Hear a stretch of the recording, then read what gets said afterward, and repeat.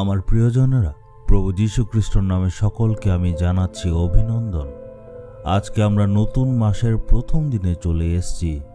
এই মাসে ঈশ্বর আমাদেরকে কি প্রতিজ্ঞা করবেন, কিভাবে আশীর্বাদ করবেন, কিভাবে সাহায্য করবেন, আর আমাদেরকে কি নতুন দেবেন, এটা নিয়ে নিশ্চয় ভাবছেন।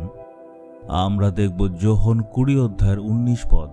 যিশু তাদের মধ্যে এসে দাঁড়ালেন, তিনি বললেন, তোমাদের শান্তি হোক। যিশুর মৃত্যুর পরে শিষ্যদের মনে একটা ভয় চলে আসলো। তারা ভাবছিল হয়তো সব শেষ হয়ে গেছে। তারা ভাবছিল এত বছর তো আমরা যিশুর সাথে চলাফেরা করলাম, কিন্তু এখন যিশুকেই মানুষরা মারলো, ক্রুশে দিল, উনি তো আর নেই। এখন আমাদের ভবিষ্যৎ কি হবে, এটা নিয়ে ভয় পাচ্ছিল। তখন সে বন্ধ ঘরে যিশু এসে দাঁড়ালেন, আর যিশু তাদেরকে বললেন, তোমাদের শান্তি হোক। যখন তারা এটা শুনল, তাদের মনে শান্তি চলে আসলো। শিষ্যদের মনে একটা বড় সাহস চলে আসলো। আমরা বাক্যে দেখি যে তাদের ভয় আনন্দে পরিণত হয়ে গেল। আজকে হয়তো কোনো একটা ব্যাপার নিয়ে আপনার মনে ভয়। যিশুর শিষ্যদেরকে দেখি 3টে জিনিস তারা ভয় করছিল। প্রথমটা মানুষের ভয়। তারা ভাবল যিশুকে যদি শত্রুরা মারতে পারে, আমাদেরকেও নিশ্চয় মেরে ফেলতে পারে।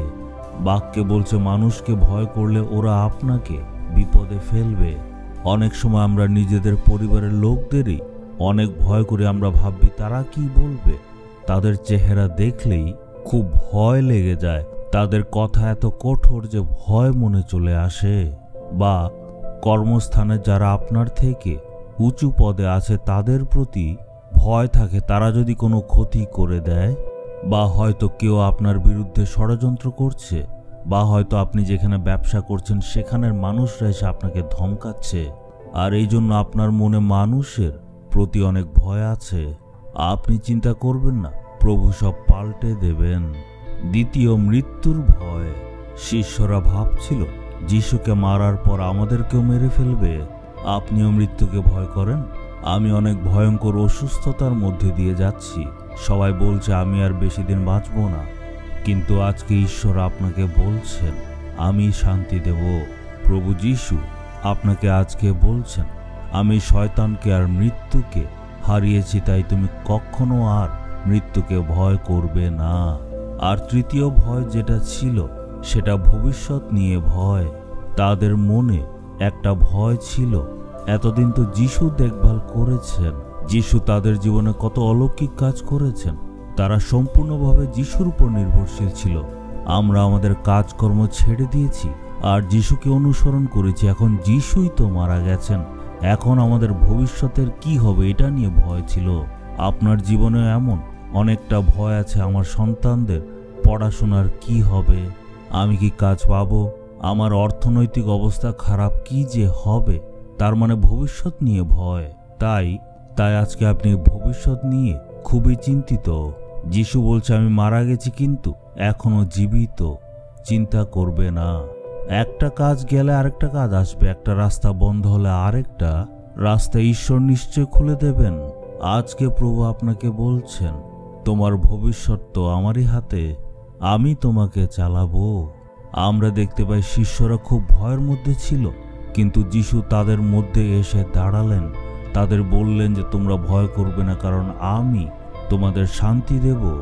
আজকে যদি আপনার জীবনে কোনো একটা ব্যাপার নিয়ে অনেক ভয় আছে, চিন্তা করবেন না, কারণ প্রভু যিশু সব কিছু পাল্টে দেবেন।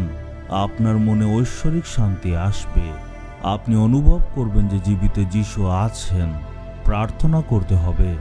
আপনি বুকে হাত রাখুন আর সাহসের সহিত বলুন, জীবিত প্রভু যিশু আমার সঙ্গে আছেন, আমি ভয় করব না, কারণ উনি পরিস্থিতি পাল্টে দেবেন, সকল অভাব মিটিয়ে দেবেন।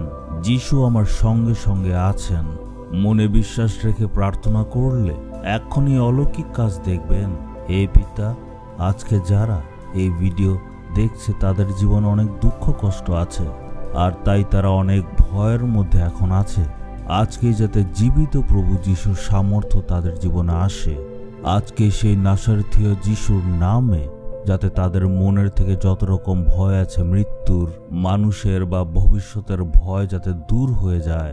তাদের মনে যত রকম ভয় আছে আজকে যিশুর নামে যাতে দূর হয়ে যায়। পরিস্থিতি পাল্টে দিন, আপনি তাদের ভবিষ্যৎ সুরক্ষিত রাখবেন, তাই ধন্যবাদ জানাই।